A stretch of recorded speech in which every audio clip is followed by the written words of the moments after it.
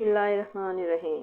अस्सलाम वालेकुम। खुश रहें, आबाद रहें। पाक परवरदिगार मोहम्मद व आले मोहम्मद के सदक़े में आपके रोज़ी रिज़्क़ में बरकत और इज़ाफ़ा अता करे। आज जो रेसिपी मैं आपसे शेयर करने लगी हूँ मिक्स वेजिटेबल। मिक्स वेजिटेबल बनाने के लिए यहाँ पे मैंने गाजर मटर लिए हैं। इन दोनों को मैंने अच्छे तरीके से धोकर यहाँ पे रख लिया है। एक गट्ठी मैंने यहाँ पर मेथी की ली है, उसको मैंने साफ़ करके अच्छे तरीके से उसके पत्ते अलग कर लिए हैं और 4 से 5 पानी मैंने इनको धो लिया है क्योंकि मेथी में मिट्टी बहुत ज़्यादा होती है। यहाँ पे आलू लिए हैं मैंने तकरीबन आधा किलो के करीब। टमाटर 3 से 4 अदद ले लिए हैं और इनको मैंने काट लिया है दरमियाने। स्पाइसेस में जो मैं शामिल कर रही हूँ सिंपल, कुछ भी और ज़्यादा नहीं है, सिर्फ नमक, मिर्च और हल्दी पाउडर है। यहाँ पे मैंने अदरक लहसुन का पेस्ट ले लिया है और इसको अच्छे तरीके से मैंने कूट लिया है।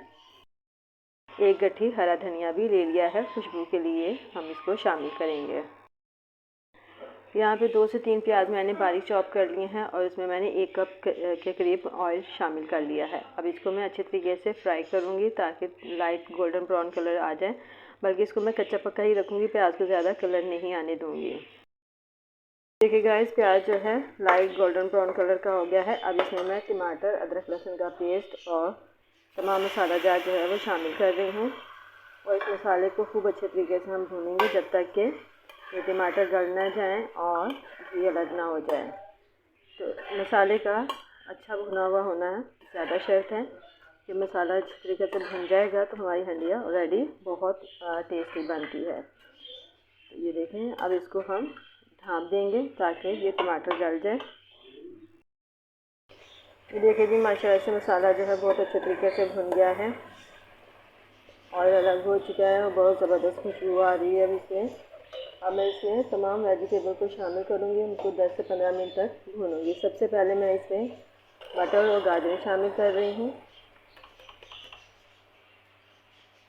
इसके बाद मैं इसमें देखें आलू और ये मेथी। अब इन तमाम वेजिटेबल्स को मैं 5 से 10 मिनट तक खूब अच्छे तरीके से भूनूँगी। इनको मिक्स करूँगी पहले और फिर इनको 10 से 15 मिनट तक भूनती रहूँगी। इसी तरीके से आपने तमाम वेजिटेबल को डाल के मिक्स करना है और इनको 10 से 15 मिनट तक भूनना है। ये देखिए गाइस, 10 मिनट हो चुके हैं मुझे इनको भूनते हुए और वेजिटेबल ने पानी भी साथ में छोड़ दिया है।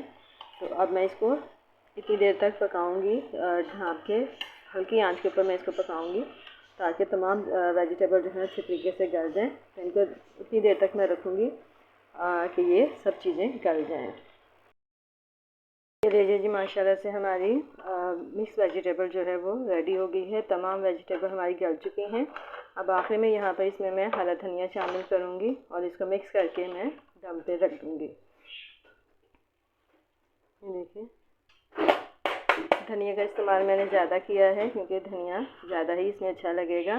तो इस तरीके से ये हमारी मिक्स वेजिटेबल जो है रेडी हो गई है। तो यकीनन आपको हमारी आज की ये वीडियो पसंद आई होगी। वीडियो पसंद आए तो लाइक करें, शेयर करें, मेरे चैनल को सब्सक्राइब करें और अब आइंदा आने वाली वीडियो तक के लिए मुझे इजाज़त दीजिए। खुदा हाफ़िज़।